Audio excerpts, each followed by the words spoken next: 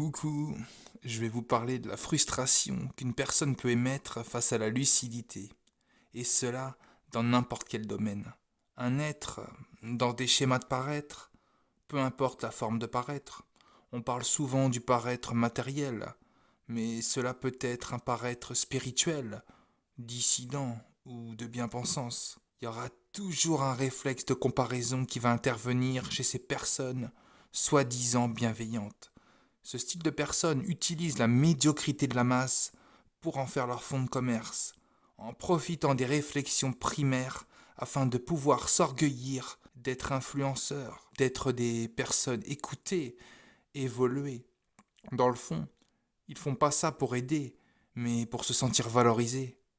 J'ai remarqué que c'est souvent des esprits en manque d'amour qui cherchent à s'enivrer de flatteries. Ils ont compris ce qu'il fallait dire pour pouvoir avoir un certain retour énergétique. Ça provoque une forme de vampirisme. Derrière, c'est beaucoup d'ego caché sournoisement dans des aspects bienveillants. Pour manipuler, ils caressent dans le sens du poil leurs victimes en les entraînant dans une forme de paraître. Le paraître, ça peut être le paraître du raisonnement aussi. En disant ce que leurs victimes veulent entendre, ils font en sorte qu'elles se sentent puissantes pour être soi-disant à la page de l'évolution, alors qu'ils sont en retard sur les chapitres de ce qu'il se passe vraiment. C'est les mêmes mécanismes des sectes. On rigole du sketch de Skippy des inconnus, mais c'est le même mécanisme. Dans le fond, les troubles psychologiques, le mal-être, le cœur du problème de leurs victimes n'est pas en voie de guérison. Leurs maîtres bien-pensants sont très dangereux. Ils ne vont pas pointer du doigt là où ça fait mal pour pouvoir guérir. Parce que c'est mieux de se mentir à soi-même. Au premier abord, c'est moins pénible. Et je parle pas juste des personnes sur Internet. Il y a beaucoup de coachs de bien-être validés par le système, des pseudo-médiums, des guérisseurs. Ça existe vraiment, mais les vrais ne sont pas cautionnés par le système et les algorithmes. Le problème là-dedans, c'est qu'un être avec une réflexion profonde, détaillée, qui voit les choses dans le contexte de l'époque, avec du bon sens, qui va vouloir aider avec toute son intégrité et son empathie, ne va pas pouvoir entraîner les autres dans des formes de paraître. C'est contraire à ses principes. Et c'est un frein énorme parce que la plupart du temps, les personnes subissant de la pression, donc en quête de solutions, ont besoin qu'on booste leur orgueil, qu'on les glorifie. Entre ce que les gens affichent extérieurement et ce qu'il y a vraiment dans les intentions, il y a deux mondes, un dans le paraître et un dans la réalité des choses. Un monde où ça va prendre des airs évolués, en quête de réalité, d'évolution, de blabla bien pensant. Et un autre, le vrai, c'est là où résident les véritables intentions, et donc où tout est généré dans la matière, dans le système, pour le plan. Et hélas, les intentions vont vers du folklore. Entendre ce qui arrange pour pouvoir se cacher les véritables raisons du mal-être, les véritables choses. Sinon, ça serait trop rude. Il y a ceux qui profitent du déni collectif pour que ce même collectif les glorifie. Et ceux qui vont montrer les choses dans le monde factuel, le vrai cheminement du monde, les manipulations, donc le tremplin des solutions. Mais toute la gloriole orchestrée par des lobbies sataniques vont faire passer ces êtres-là pour des négatifs. Aider l'autre, c'est dire ce qui va pas. Si tu pointes pas les problèmes, tu ne peux pas guérir quoi que ce soit. Le déni, ça te revient toujours dans la tronche, c'est comme ça.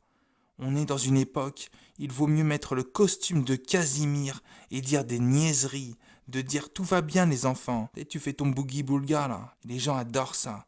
Si on dit pas les choses comme elles sont, elles évolueront pas. Et je pense vraiment qu'on est dans une période où faut dire ce qui cloche. D'apporter des solutions sans dire ce qui va pas, c'est amener des fausses solutions. C'est brasser de l'air. De dire les choses comme elles sont, tu vas passer pour le gros négatif de service. Et ça, c'est du contrôle mental. Il est là, le contrôle mental. Et c'est pour cela que la réflexion profonde est rabaissée instinctivement par des êtres moins réfléchis qui utilisent des techniques de glorification de l'orgueil au détriment de vrais conseils. Et la plupart du temps, c'est des copier-coller sur des forums. Ils sentent que ça va plaire. C'est de la séduction. Donc, les personnes intègres qui veulent pas manipuler, qui se sentiraient mal à l'aise à faire des simagrées de baba cool, se retrouvent sur la touche. La personne instinctivement qui veut aider, qui n'a pas envie de manipuler par intégrité, par honnêteté, va se retrouver face à toute cette ingénierie du nouvel âge. Elle sera confrontée à ces injustices. Et il y a même des personnes qui, à force d'être sur la touche, vont prendre les mêmes procédés pour rentrer dans le game et être acceptés. Les schémas primaires face à la lucidité, ils en prennent un coup. Au lieu de se dire que la personne en face pense plus profondément, donc que ça peut les aider dans leur vie, ils préfèrent utiliser un mécanisme défensif en fuyant les personnes lucides. Sous leur bienveillance vaseuse, il y a de l'orgueil, beaucoup d'orgueil. Si la personne se dit que tu penses plus profondément, donc que ça peut l'aider, elle refusera par vanité. Alors que toi tu veux aider. C'est pas un concours, chacun ses aspects.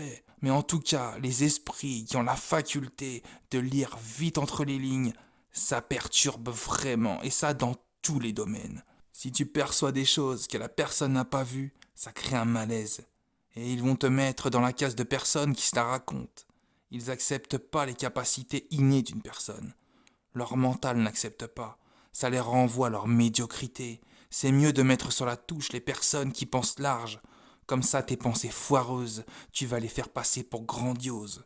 Je trouve ça un petit peu trop facile. Et comme par hasard, c'est quand ça va plus loin que la réflexion autorisée par le système. Comme par hasard, leur frustration commence là, où on commence à franchir les barrières du système. C'est les mêmes personnes qui vont prendre en raillerie les téléspectateurs BFM, qui vont constater les manipulations de médias télé. Mais ils vont pas être réceptifs aux réflexions plus profondes que les leurs. Ça prend en raillerie les paliers en dessous, mais au-dessus, ils sont pas réceptifs, car ça les renvoie à leur médiocrité, parce qu'ils sont dans une forme de paraître cachés dans des bienveillances formatées. D'autres personnes ont tilté ça, mais on n'est pas beaucoup à en parler. On est face à une énorme opposition, d'ailleurs. Certains choisissent cette voie parce qu'ils savent qu'ils ne vont pas avoir trop de contradictions, plus d'abonnés, plus d'amis. Ces gens-là vont se dire contre le nouvel ordre mondial. Bla bla bla bla bla bla. Ils font le nouvel ordre mondial. Ils font le nouvel ordre. C'est le bouclier du nouvel ordre. Fais-moi un bisou, allez. Fais bisou. Mais je peux comprendre. Une personne qui va élucider en 30 secondes avec un raisonnement, des détails, ce que la personne en face n'arriverait pas en 6 mois de réflexion intense, alors qu'elle se dit maître ascensionné, médium, extra-lucide. Toutes ces définitions qu'on leur a mis là, leur orgueil qu'on a boosté. Je peux comprendre que ça doit être très déstabilisant face à une personne lucide. Hein. Je peux comprendre leur frustration face à une personne lucide, d'être envoyé dans sa médiocrité, d'être envoyé dans le réel. Je peux comprendre. Ce qu'ils peuvent pas acquérir, ils vont en être très frustrés. Alors que chacun a ses talents, hein. Mais la réflexion, la lucidité, l'inné, c'est envié, bien entendu.